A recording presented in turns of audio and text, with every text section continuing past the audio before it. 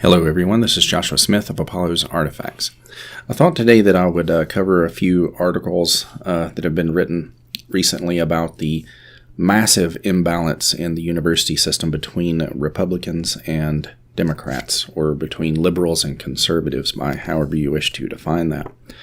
The most interesting one that has come out lately is from the National Association of Scholars. This is written by Mitchell Langbert. The title of it is Homogeneous, the Political Affiliations of Elite Liberal Arts College Faculty. Came out April 24th, 2018. And I'll read from the beginning of it here. In this article, I offer new evidence about something readers of academic questions already know: the political registration of full-time PhD-holding professors in top-tier liberal arts colleges is overwhelmingly Democratic. Indeed, faculty political affiliations at 39% of the colleges in my sample are Republican-free, having 0 Republicans. The political registration in most of the remaining 61%, with a few important exceptions, is slightly more than 0%, but nevertheless absurdly skewed against Republican affiliation and in favor of Democratic affiliation. Thus, 78.2% of the academic departments in my sample have either 0 Republicans or so few as to make no difference. My sample of 8,688 tenure-track PhD-holding professors from 51 of the 66 top-ranked liberal arts colleges in the U.S. News 2017 report consists of 60% who are either registered Republican or Democrat. The mean Democratic to Republican ratio across the samples ends up being a whopping 12.7 to 1. This study goes on to show that the overall trend as well is overwhelmingly in the direction of the political left. So he does a comparison between a study in 1974, which showed that about 39% of the professoriate would describe themselves as on the political left. But by 1999, that figure had ballooned to a full 72%. And one would imagine that following the disastrous 8 years of the neoconservative rule of George Bush, that this number also increased drastically once again from that 72% figure. These figures become all the more interesting once you break it down by the various areas of study, the various departments and whatnot. So the ratios, when you begin here at the, the most equitable ratio, engineering is about 1.6 to 1 of left to right ratio, okay? And it will continue in that fashion as I read on here. Chemistry, 5.2 to 1. Economics, 5.5 to 1. Other professional fields, 5.5 to 1. Mathematics, 5.6 to 1. Physics, 6.2 to 1. Computer, 6.3 to 1. Political science, 8.2 to 1. Psychology, 16.8 to 1 ratio. History, 17.4 to 1. Philosophy, 17.5 to 1. Biology, 20.8 to 1. Language, 21.1 to 1. Environmental, 25.3 to 1. Geoscience, 27 to 1. Classics, 27.3 to 1. Theater, 29.5 to 1. Music, 32.8 to 1. Art, 40.3 to 1. These numbers are astronomical as it progresses here. Sociology, 43.8 to 1. English, 48.3 to 1. Religion, 70 to 1.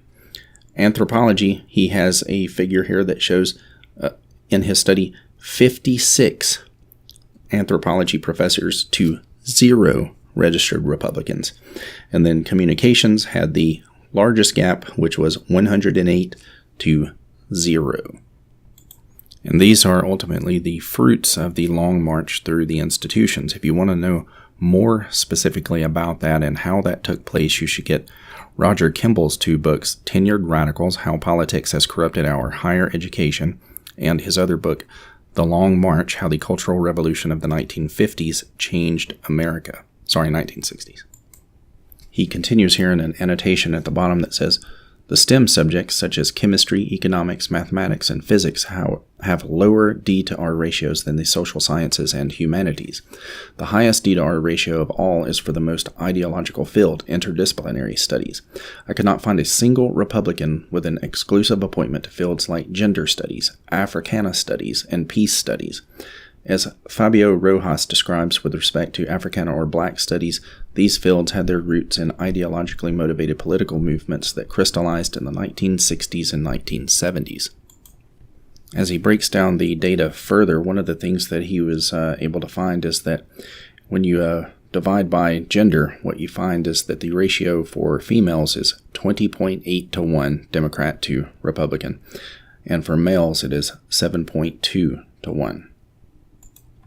As I move down to his conclusion, it doesn't seem that Mr. Lambert has very much of any idea at all how to go about resolving this problem. His only suggestion is that perhaps the founding of new institutions could do so in rebuilding them sort of from the ground up. But then you have the issue with SJW entryism, so you should read SJWs Always Lie to find out more about that, how that process takes place, because it is how the long march through the institutions actually happened to begin with. So another related article that I found, this one actually from the New York Times, July 2016 by Samuel Abrams, titled, "There are conservative professors, just not in these states." When I began teaching at Sarah Lawrence College in 2010, my colleagues would joke that I was a targeted hire because I didn't express uniformly left-wing political views. In most places, I'd be considered a moderate, but in the campus context, I might as well have been Ted Cruz, as if Ted Cruz is some kind of extremist. At the time, I thought that Sarah Lawrence was simply on the extreme side of the academic ideological spectrum, but research I've conducted since has shown that the ranks of academia have shifted sharply leftward over the last 25 years. The overall shift is undeniable. In surveys of the ideological leanings of college faculty members by the Higher Education Research Institute from 1989 through 2014, the percentage of those identifying as liberal has always outnumbered moderates and conservatives, but the data show a notable shift left in the middle of the 1990s. In 1989, roughly 40% of professors were moderate and 40% were liberal. The remaining 20% were conservative. By 2014, liberal identifiers jumped to 60%, with moderates declining to 30% and conservatives to just 10%. And I moved from that to a statement put out by Heterodox Academy under their category of what they list as the problem related to viewpoint diversity, this left-right imbalance. Says here, for simple problems or fully resolved technical matters, there is little need for viewpoint diversity.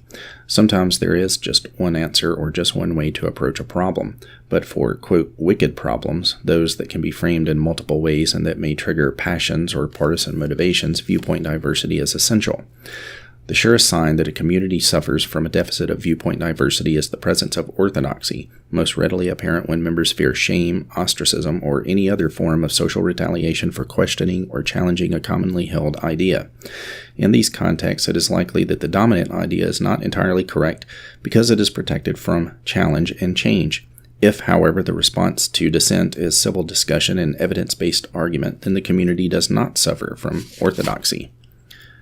Many American universities are typified by an ideological monoculture.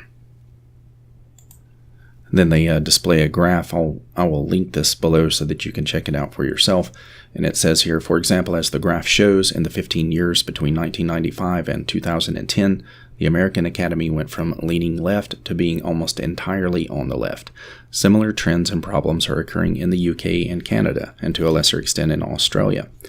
Data from Higher Education Research Institute, based on a survey of college faculty conducted every other year since 1989, plotted by HXA member Sam Abrams of Sarah Lawrence College, which I read his article earlier from the New York Times.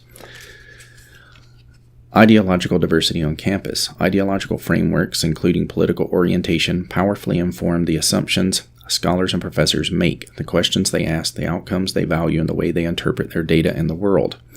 When campuses don't include ideologically diverse voices and don't engage seriously with dissenting ideas, students and scholars miss the opportunity for their thinking to be challenged. They don't get the chance to figure out which ideas hold up within the crucible of open inquiry. Biases go unchecked. Critical thinking is abandoned. A lack of viewpoint diversity on campus undermines the Academy's ability to realize the goals of scholarly inquiry and education. Instead, research and learning spaces become self-affirming echo chambers in which ideological validation displaces critical inquiry. There is strong consensus in the academic world that many forms of diversity are important. Thinking and scholarship are enhanced when we bring diverse viewpoints to bear on our most pressing issues. Heterodox Academy has made this the core of its ability to solve challenging problems. Sorry, part of that was cut off. And I'll move from that to a study by Noah Carl called L'Academia, Why Do Academics Lean Left? This one primarily focuses on England. From the executive summary he has here, though relatively little information is available, evidence suggests that the overrepresentation of left liberal views has increased since the 1960s. The proportion of academics who support the conservatives may have declined by as much as 25 percentage points since 1964. The left-liberal skew of British academia cannot be primarily explained by intelligence. The distribution of party support within the top 5% of IQ is relatively similar to the distribution of party support within the general population at large. The left-liberal skew may be partly explained by openness to experience. Individuals who score highly on that personality trait tend to pursue intellectually stimulating careers like academia, and within the top 5% of IQ, openness to experience predicts support for left-wing parties. Other possible explanations for left-liberal overrepresentation include social homophily and political typing, individual conformity, status inconsistency, and discrimination. Ideological homogeneity within the academy may have had a number of adverse consequences: systematic biases in scholarship, curtailments of free speech on university campuses, and defunding of academic research by right-wing governments. Recommendations include raising awareness, being alert to double standards, encouraging adversarial collaborations, and emphasizing the benefits of ideological heterogeneity within the academy. And I'll move from there down to his concluding portion. Individuals with left-wing and liberal views are overrepresented in British academia. Those with right-wing and conservative views are correspondingly underrepresented. Around 50% of the general public supports right-wing or conservative parties compared to less than 12% of academics. Conservative and right-wing academics are particularly scarce in the social sciences, the humanities, and the arts. Though relatively few relevant data are available, evidence suggests that the overrepresentation of left-liberal views may have increased since the 1960s. British academia's left-liberal skew cannot be primarily explained by intelligence. What, if anything, should be done about the British Academy's left-liberal skew? First, it is important to simply raise awareness about the phenomenon. In social settings where dissenting opinions have been all but weeded out, most individuals may not be cognizant of large disparities of representation, and those that are may not see them as troubling. Second, academics and their capacities as researchers, reviewers, and journal editors should be alert to double standards. One note on this says, findings that are at odds with liberal values are at risk of being judged more harshly than they deserve. Findings that support liberal values are at risk of being waved through without sufficiently critical review. Third, academics should embrace adversarial collaborations. For example, if one researcher believes the evidence supports a left-wing policy position and another believes it supports a right-wing policy position, the two could co-write a paper in which they sought to resolve their dispute. In the same vein, scholars should encourage one another to take what economist Brian Kaplan calls the ideological Turing test. A liberal answers questions posing as a conservative or vice versa, and if impartial judges cannot tell the difference between his answers and those of a genuine conservative, he is said to correctly understand the opposing viewpoint. Fourth, university gatekeepers, along with sympathetic-minded academics, should emphasize the benefits of ideological heterogeneity within the academy. These include greater public trust in scholarly expertise, a bulwark against groupthink, and more alternative perspectives and ways of conceptualizing a problem. Universities often take great pains to point out their commitment to diversity with respect to gender, class, and race. Going forward, they would be wise not to eschew political diversity. And just to point out a rule of thumb here that I picked up from Dr. Tom Woods, eschew the use of the word eschew, whether in a paper or speaking or if you're writing a book. Another source that I would like to point people toward if they want to know more about this and how this took place is actually an edited volume from a very good sociologist. Most of them, of course, are drastically left-leaning, but this fellow has brought together a pretty good group of people here who do, it appears, quite unbiased work. It is edited by Christian Smith, and the title of this is The Secular Revolution, Power, Interest, and Conflict in the Secularization of American Public Life. And that helps to sort of set the basis for how some of these changes came about in academia and higher learning, and the impact that's had on K through 12 learning, and then later the broader impact that tends to have through pop culture, television, film, and whatnot. So I'll link that below also. That's all. Thanks.